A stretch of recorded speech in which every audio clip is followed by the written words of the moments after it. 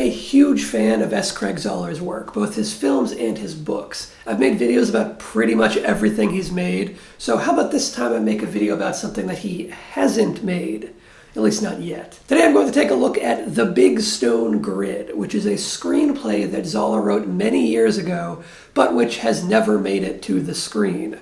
I have this script in my possession, I've read it, and I'll let you know what it's about and give my thoughts on it, along with a little behind-the-scenes info about its life cycle in the film industry. If you like this video, then I just might turn it into a series where I look at Zahler's many other unproduced screenplays that are floating around out there. I've been collecting as many of them as possible. By the way, if you want to read Zahler's scripts for yourself and support him at the same time, you can check out the store on his personal website, which is just scraigzahler.com. He sells PDFs of some of his scripts for just $2.75. I've been returning to this website periodically for a while now, and in that time the prices fluctuate a little bit, but more importantly, the specific scripts on offer also seem to rotate through. Currently, you can grab the scripts for all three of his feature films, Bone Tomahawk, Brawl in Cell Block 99, and Dragged Across Concrete, plus one of the movies he wrote but didn't direct, Puppet Master: The Littlest Reich, and you can also find two of his unproduced scripts on there, Fury of the Strong Man and They Repair Us,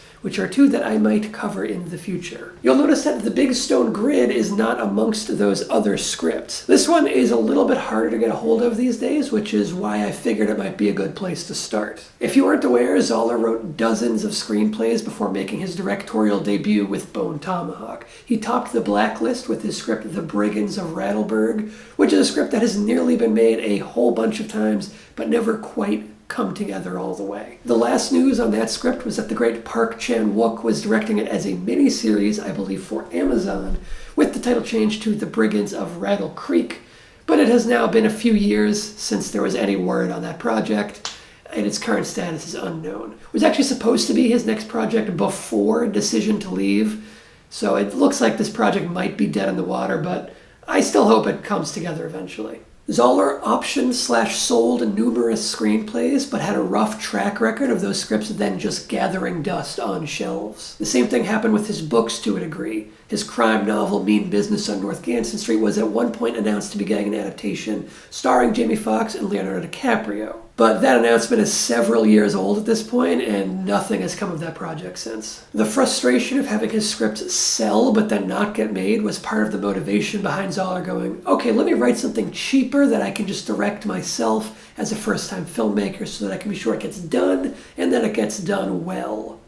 And that culminated in the great Bone Tomahawk. Beforehand, only one of his scripts had actually gone through the full production process and made it to screen, which was Asylum Blackout, also known as The Incident, neither of which were Zahler's original title, which was actually The Incident at Sands Asylum. I've seen that film and I've read that original script separately, and I can tell you that the film is kind of mediocre, but Zahler's script was so much better than the final product, especially the ending. They messed up his script big time with rewrites, and they slapped on an ending that makes absolutely no sense just so that it would have a twist ending. The Big Stone Grid is another of Zahler's scripts that sold but then was never made. Over a decade ago, back in 2012, it was announced that Michael Mann was attached to direct the film for Sony, with Michael DeLuca producing. And I gotta say, Michael Mann directing a Zahler script sounds so fucking rad. But unfortunately, that project just never came to be. This was in a stretch where Mann was having trouble getting projects made. He ended up making Black Hat instead a few years later, which, I mean, talk about a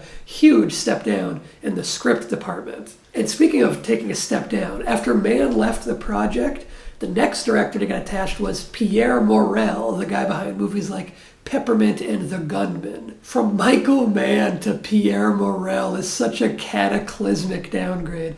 This guy exclusively makes shitty to mediocre shaky cam action junk these days. I actually loved Morel's first movie, Banlieue 13. The first Taken wasn't awful, but everything he's made has just gotten progressively worse and worse. I don't think he's a good fit for Zahler's material at all. But regardless, the current state of his involvement is a bit questionable. He was announced to have signed a deal to direct The Big Stone Grid back in July of 2016. Now, pretty often film projects take a while to come together, but that's 7 years ago at this point. And Morel has gone off and made both Peppermint and The Ambush in the meantime, plus he has 2 other projects in the works. So it looks like the Big Stone Grid is back off his plate, and I don't think there's any other director attached to it at this point. Currently, it looks like the Big Stone Grid is completely dead as far as the film adaptation goes. It may or may not get revived again for another shot at bringing it to the big screen in the future. We'll have to wait and see on that too. But let's ask the question, is it a script that's worth bringing to the big screen anyway? Yeah, it is. I mean, obviously. Let's not mince words here. The Big Stone Grid is a killer fucking script. I would love to see this on screen. It is a great film lying in wait. Okay, so what's it about? In essence, it's a crime thriller about a pair of detectives uncovering and attempting to stop a sprawling extortion ring. And since it's Zahler, you can bet that it's especially brutal. If you want to compare it to Zahler's other films, it's closest to Dragged Across Concrete.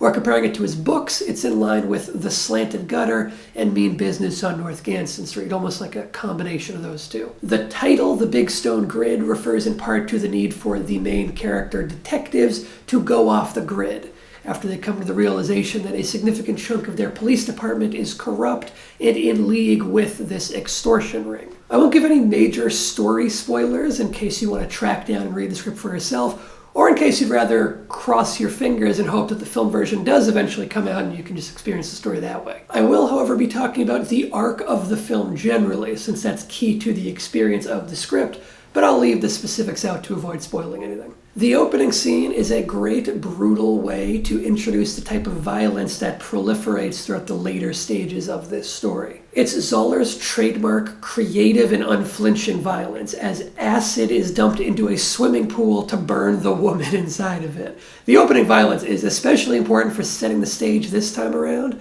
since after the introductory prologue, the script reins it in a bit on the violence for a while. Not completely, but a little bit. The script makes you wait for it to go full bore, and it is all the more shocking when it does finally deliver on the full bore blood and gore as it moves along. Similar to Bone Tomahawk, the Big Stone Grid verges into horror territory with the extent of its brutality toward the end, except the Big Stone Grid actually dives headfirst into the darkness a bit earlier than Bone Tomahawk and spends longer in those destructive depths. There is some seriously stomach-churning carnage in this one, definitely not for anyone with a weak constitution. Oh, especially if you have a needle phobia. You will want to steer clear on this one. It's not a horror story in the traditional sense, but the events, ideas, and implications at play are undeniably disturbing.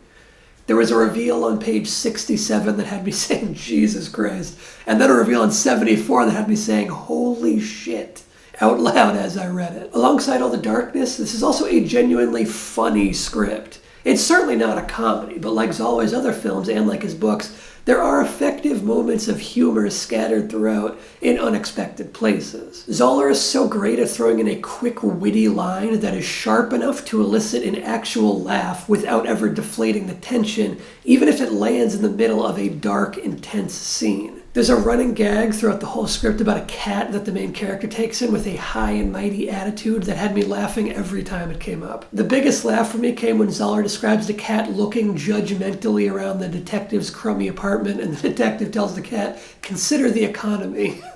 It's a tough tonal balancing act that plenty of writers attempt but often don't pull off. There's almost a film noir quality to the sharpness of the dialogue at points, which I've previously said about Dragged Across Concrete and some of Zahler's novels too.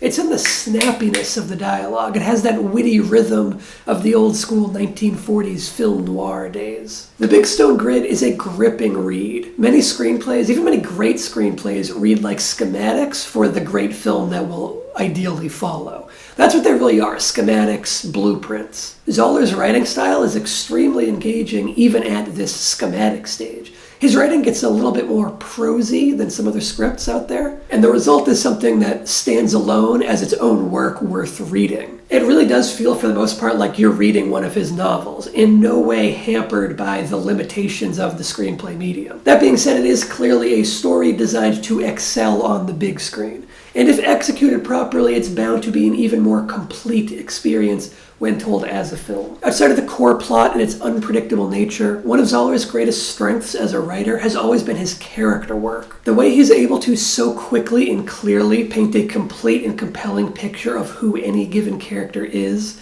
and I would say that applies to the environments as well. He does wonders with the setting descriptions. One specific example of both is in the side character of Olivetti, a private eye who is only in a small chunk of the film, but who you get such a clear image of. He's obsessed with World War II, and his apartment is full of models and miniatures. And Zahler throws in the extremely telling detail that in Olivetti's war zone recreations, it seems like the Germans are going to win this time. That says so much about the character without any on-the-nose exposition needed. And it's also just an interesting way to liven up a scene so much more than setting it in a normal, bare apartment would. And the last thing I'll say is just a little Easter egg I noticed in the script. There's a brief mention of a character named Danford. The character never appears on screen and is just mentioned by name in a quick dialogue exchange involving the protagonists. This is notable because the main character in Zahler's first novel, A Congregation of Jackals, was named Oswell Danford. Makes me think Zahler was ever so subtly beginning to connect his stories with Oswell's many generations later descendant getting name-checked, in a similar way to how Tarantino often finds subtle character connections between his movies. All in all, The Big Stone Grid is a fantastic script, and I really hope to see it on the big screen someday. Thanks for watching. You can check out my other Zahler videos and subscribe if you want to see more like this. If you're a fan of Zahler's movies but haven't read his books, go check one out. And I've reviewed all of his novels, so you can watch my reviews to figure out which one sounds most interesting to you. Until next time, so long.